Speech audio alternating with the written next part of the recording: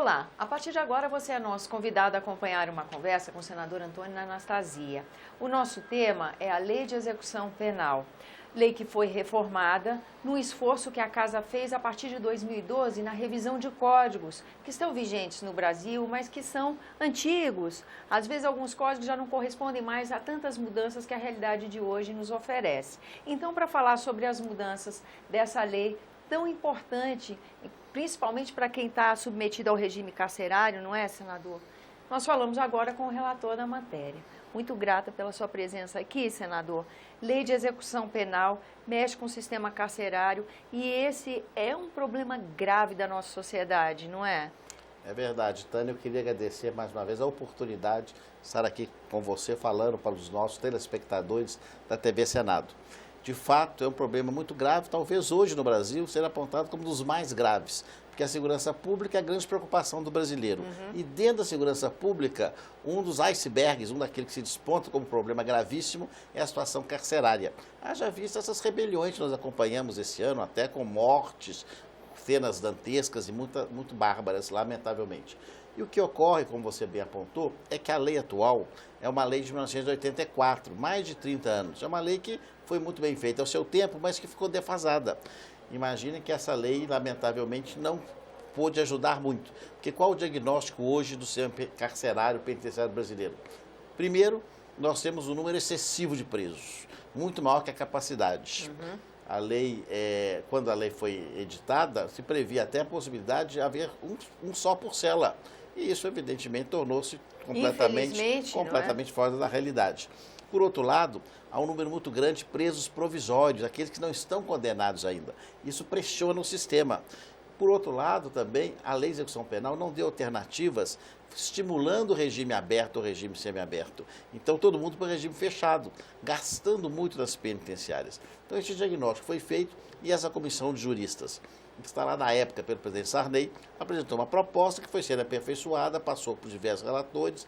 O projeto é iniciativa do então presidente senador Renan Calheiros e culminou nessa fase final com a minha relatoria e a sua aprovação pelo plenário do Senado. E agora vai à Câmara essa nova lei de execução penal.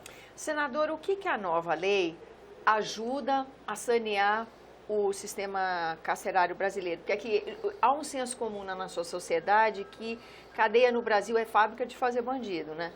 Há esse consenso, há essa noção de que o sistema carcerário ele não contribui para resgatar a pessoa de uma situação difícil, nem para inseri-la de novo na sociedade.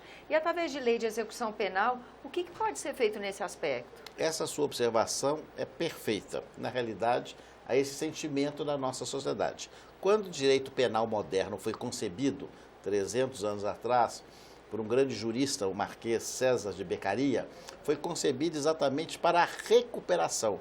Deixou-se aquele direito penal da punição, da lei do talião, dente por dente, olho por olho, para ser um direito penal para recuperar, dar a oportunidade de recuperação àquele que cometesse um crime. E essa recuperação se daria no sistema penitenciário, através de estudos, através de instrução, através de trabalho, ele poderia até aprender uma profissão. Mas, lamentavelmente, no Brasil, isso não evoluiu muito. Então, a nova lei tem essa tentativa. Ela pretende humanizar mais os nossos presídios. Determina a obrigação do trabalho, a obrigação do estudo, aumenta, inclusive, a remuneração daquele preso que trabalha, que era 3/4 salário mínimo, passa a ser o salário mínimo integral. Determina que, quando houver um número excessivo de presos naquele estimabelecimento, ele passa a ter direito à progressão, claro, sempre de acordo com a ordem judicial. Determina a realização dos chamados mutirões por ordem do juiz, quando também os presídios estiverem muito cheios. Então, a tentativa, como você disse bem, é recuperar o preso, para que quando ele cumprir a sua pena, ele saia e não vai delinquir de novo.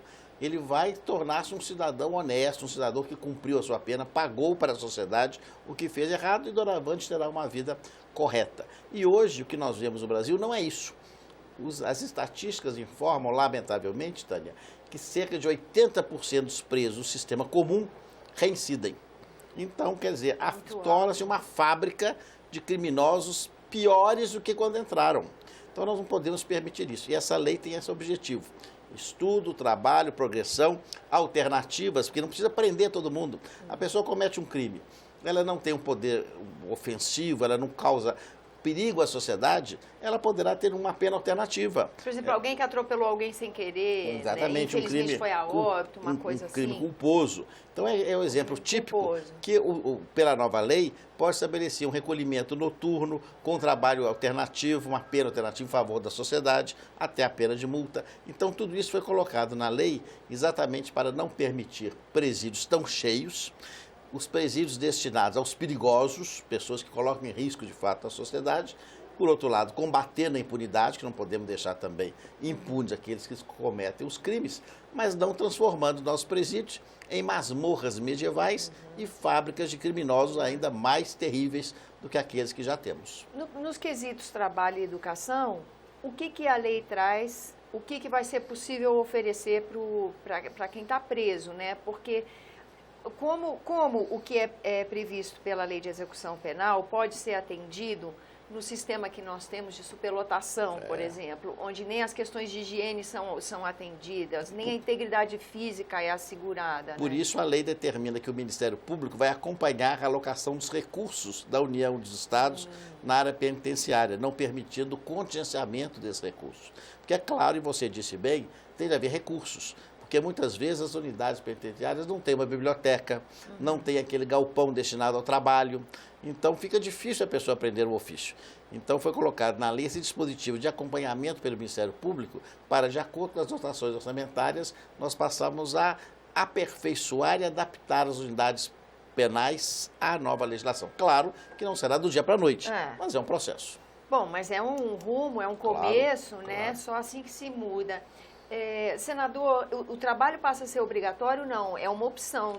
O trabalho é uma opção, mas é muito estimulado. Aham. Por que motivo que ele é estimulado? Porque nós sabemos que o trabalho não só ocupa o tempo do preso, também lhe dá uma renda, que fica uma parte para a família, uma parte, uma poupança para ele, mas fundamentalmente, o mais importante, lhe ensina um novo ofício. Ele que muitas vezes vem das atividades criminosas e não sabe fazer nada, ali ele vai numa atividade de carpintaria, de marcenaria, de bombeiro, eletricista, ou livreiro, ou tantos que apareçam, ou vai para atividades burocráticas.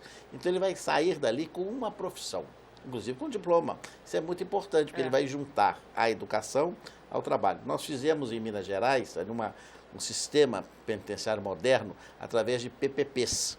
E esse sistema de PPPs muito modernos são os mais modernos do Brasil.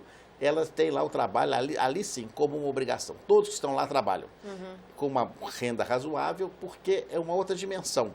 Lá nós temos uma gestão privada, não há superlotação. Claro que o nível, assim, vamos dizer, das condições é bem melhor. O custo também fica um pouco mais alto, mas a recuperação é muito mais efetiva. Como que é a recuperação? A recuperação, primeiro, que não há possibilidade de fuga, porque o sistema de segurança é muito grande. E segundo, ele já sai, de fato, com a situação de emprego. E que nós fizemos? Legal. Nós ainda fizemos um convênio com entidades empresariais, através do Instituto chamado Minas pela Paz, com a Federação das Indústrias e outros parceiros, que empregam os egressos penitenciários.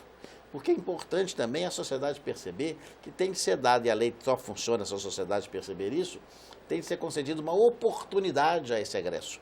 Ele saiu, cumpriu sua pena, aprendeu uma profissão, mas também foi penitenciário, ele cometeu um crime uma vez na vida e fecham-se as portas, dificilmente ele vai ter outra alternativa se não delinquir novamente. Então, por isso, muito importante a participação da sociedade, dos empresários nessa possibilidade. E se me permita, nós criamos também e colocamos na lei, aí uma emenda de minha autoria, a figura das APACs. As APACs são uma figura que nasceram inicialmente em São Paulo, mas se instalaram e se consolidaram em Minas Gerais. São associações de proteção e assistência aos condenados, que são pequenas prisões, para espanto seu e do nosso telespectador. Não tem guardas. Nossa, são que legal. São os próprios guardas que tomam, os próprios presos que tomam conta e guardam a chave. Gente. Índice de fuga praticamente inexistente. E reinserção na Reinserção sociedade? De 80%. Que é muito legal. maior, porque eles aprendem ofícios e eles têm ali uma vida muitas vezes religiosa, preparam seu porta-alimento e são pequenas unidades cujo custo é muito menor. Para ter uma ideia, um preso, uma penitenciária comum, hoje deve estar custando entre 3 mil e 4 mil reais por mês. Na PAC não passa de R$1.000 o custo para o poder público. Puxa, e a condição é outra. E a condição é outra, né? e há um acompanhamento do Ministério Público e do juiz naquela localidade. Claro que a PAC não é para presos de todos os perfis. Mas 80% da população carcerária tranquilamente pode ficar nas Atenderia APACs. aquele perfil. Então nós colocamos na lei para estimular esse modelo, tem sido muito aplaudido, inclusive estudado internacionalmente. Interessante. Nós já estamos aqui encerrando, mas será que não valia a pena a gente dar uma palavrinha sobre a questão dos narcotraficantes, a questão do crime organizado, de que claro. maneira a Alep ajuda a quebrar essa organização? Nós tentamos, inclusive, colocar a questão dos telefones. Nós sabemos que a comunicação é um elemento, lamentavelmente, vital para a comunicação, inclusive de dentro de presídios, fazendo ali escritórios da criminalidade. Sim. Então, com a possibilidade de acabar com isso, aí eles falam, mas não conseguimos colocar com a família. Telefones comunitários, que são vistoriados e acompanhados pela autoridade. Então, nós temos a possibilidade para exatamente limitar a ação do crime organizado e também permitindo que haja diminuição do prazo para remoção para outras unidades de rigor maior, caso o preso se revele aquele integrante de uma dessas organizações. Tem que ser feito um acompanhamento muito meticuloso pela administração da penitenciária. Senador, qual a expectativa do senhor para que esse esforço da casa se concretize num sistema carcerário mais saudável, vamos dizer? Nós sabemos que é lento. Primeiro a Câmara vai ter de aprovar, fazer os seus aperfeiçoamentos, debater a matéria, que é complexa, depois a sanção presidencial. Mas nós sabemos que é complexo, mas não é uma coisa impossível. Quando entramos em Minas Gerais do governo, nós tínhamos na capital Belo Horizonte, meu estado, Minas Gerais, ainda essas masmorras medievais. Eram prisões que tinham até a chamada roleta da morte, que eles sorteavam aqueles que iam ser assassinados naquela noite, dada a superlotação. Em 10 anos, todas foram extintas. Todas acabaram e nós conseguimos suprimir totalmente esse tipo de prisão, transformando as unidades em presídios e em penitenciários. Com a nova lei, isso vai facilitar ainda mais por esse estímulo orçamentário com acompanhamento do Ministério Público. Então, eu acho que no prazo, depois da vigência da lei, fazendo um bom planejamento, com apoio do governo federal, a alocação dos recursos que já existem, inclusive do Fundo Penitenciário Nacional, que estão hoje contingenciados, nós teremos no horizonte talvez aí de 8, 10, 15 anos, uma situação muito melhor do nosso sistema carcerário penitenciário brasileiro. É um horizonte, né, senador? Muito grata pela sua presença aqui no nosso programa. Eu que agradeço, muito obrigado.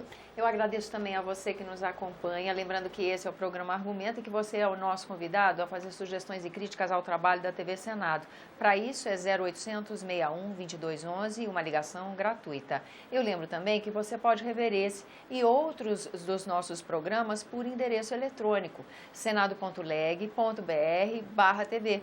Até a próxima!